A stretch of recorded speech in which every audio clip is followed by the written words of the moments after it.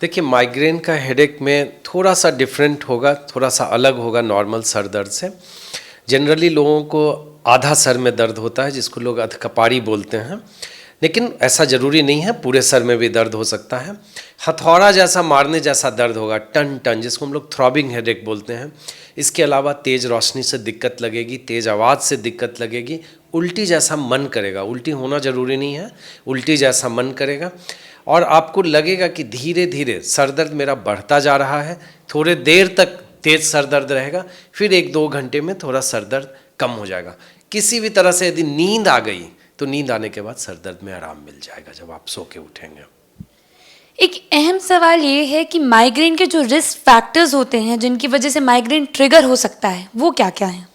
देखिए, 2 चीज़ें हैं। माइग्रेन ट्रिगर जो होते हैं वो होते हैं कि आपको माइग्रेन की शिकायत ऑलरेडी है, आप माइग्रेन के मरीज़ हैं, पर आपकी माइग्रेन उससे बढ़ सकती है। जैसे सब लोगों के लिए अलग अलग हैं, ये ज़रूरी नहीं है कि मैं जितने नाम लूँगा उन सब चीज़ों को सभी लोगों को उससे बचना है। कुछ लोगों को खट्टा खाने से होता है, कुछ लोगों को पनीर से होता है, चीज़ से होता है, रेड वाइन से होता है, नींद नहीं आने से होता है।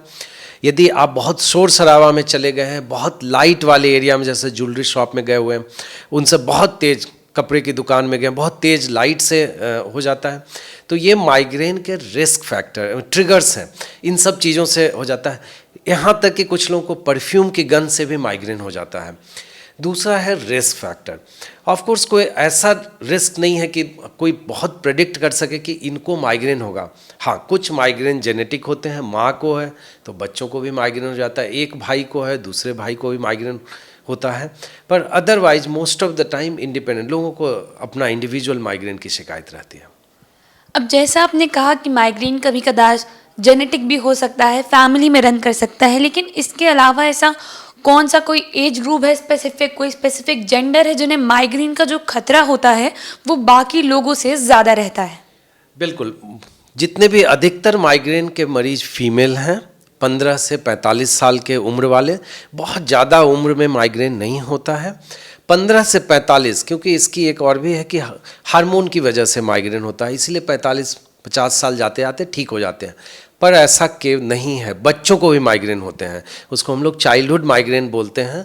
तो बच्चों में कभी कभी बच्चे केवल उल्टी करते हुए आते हैं और कुछ नहीं, उनको सर दर्द भी नहीं होता है, केवल उल्टी पे उल्टी हुए जा रही होती है और बिल्कुल कहीं ठीक नहीं होते हैं। एक्चुअली वो एब्डोमिनल माइग्रेन होता है उसमें बहुत सारे लोगों को।